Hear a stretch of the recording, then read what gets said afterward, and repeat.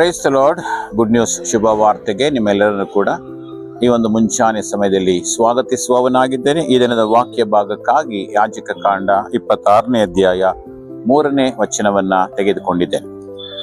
ನೀವು ನನ್ನ ನಿಯಮಗಳನ್ನ ಕೈಗೊಂಡು ನನ್ನ ಆಜ್ಞೆಗಳನ್ನ ಅನುಸರಿಸಿ ನಡೆದರೆ ನಾನು ಮುಂಗಾರು ಹಿಂಗಾರು ಮಳೆಗಳನ್ನ ಆಯಾ ಕಾಲದಲ್ಲಿಯೇ ಬರಮಾಡುವೆನು, ನಿಮ್ಮ ಹೊಲಗಳು ಒಳ್ಳೆ ಬೆಳೆಯನ್ನ ಕೊಡುವವು ಎಂಬುದಾಗಿ.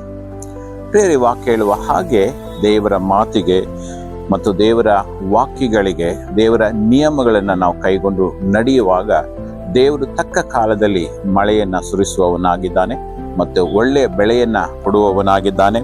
ಮತ್ತೆ ಆಯಾ ಕಾಲದಲ್ಲಿಯೇ ಮಳೆಯನ್ನು ಸುರಿಸಿ ನಮ್ಮ ಆಹಾರವನ್ನ ಸಮೃದ್ಧಿಯಾಗಿ ಬೆಳೆಸುವವನಾಗಿದ್ದಾನೆ ಎಂಬುದಾಗಿ. ಈ ದಿನಗಳಲ್ಲಿ ನಾವು ನೋಡುವುದಾದ್ರೆ ಪ್ರಿಯರೇ, ಅನೇಕರು ರೈತರ ಕೆಲಸವನ್ನು ಮಾಡುವುದಿಲ್ಲ.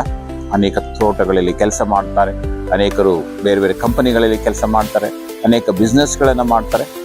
ಆದರೆ ದೇವರ ವಾಕ್ಯದಲ್ಲಿ ಹೇಳುವ ಹಾಗೆ ಪ್ರಿಯರೇ, ನಾವು ದೇವರ ಮಾತಿಗೆ ವಿಧೇಯರಾಗುವಾಗ ನಾವು ಯಾವ ಕೆಲಸವನ್ನ ಮಾಡಿದರೂ ಕೂಡ ಆ ಎಲ್ಲಾ ಕೆಲಸಗಳನ್ನು ಕೂಡ ದೇವರು ಆಶೀರ್ವದಿಸುವವನಾಗಿದ್ದಾನೆ ಮತ್ತು ಆಯಾ ಕಾಲಕ್ಕೆ ನಮಗೆ ಬೇಕಾದಂತ ಅಗತ್ಯತೆಗಳನ್ನು ಪೂರೈಸಿ ನಮ್ಮನ್ನ ಸಮೃದ್ಧಿಯಾಗಿ ನಡೆಸುವವನಾಗಿದ್ದಾನೆ. ಆ ಕಾರಣದಿಂದ ಪ್ರಿಯರೇ, ನಾವು ದೇವರ ಮಾತಿಗೆ ವಿಧೇಯರಾಗುವಂಥದ್ದು ಬಹು ಮುಖ್ಯವಾದದ್ದು. ಈ ವಾಕ್ಯವನ್ನ ಕೇಳಿಸಿಕೊಳ್ತಿರತಕ್ಕಂಥ ನಿಮ್ಮೆಲ್ಲರನ್ನು ಕೂಡ ದೇವರು ಆಶೀರ್ವದಿಸಲಿ. ದೇವರ ಮಾತಿಗೆ ವಿಧೇಯರಾಗೋಣ, ಅದರ ಮೂಲಕವಾಗಿ ದೇವರ ಆಶೀರ್ವಾದಗಳನ್ನ ಪಡೆದುಕೊಳ್ಳೋಣ ಎಂಬುದಾಗಿ ಈ ಒಂದು ವಾಕ್ಯದ ಮೂಲಕವಾಗಿ ನಿಮ್ಮನ್ನ ಉತ್ತೇಜಿಸುವವನಾಗಿದ್ದೆ. ಪ್ರಾರ್ಥನೆ ಮಾಡಿಕೊಳ್ಳೋಣ.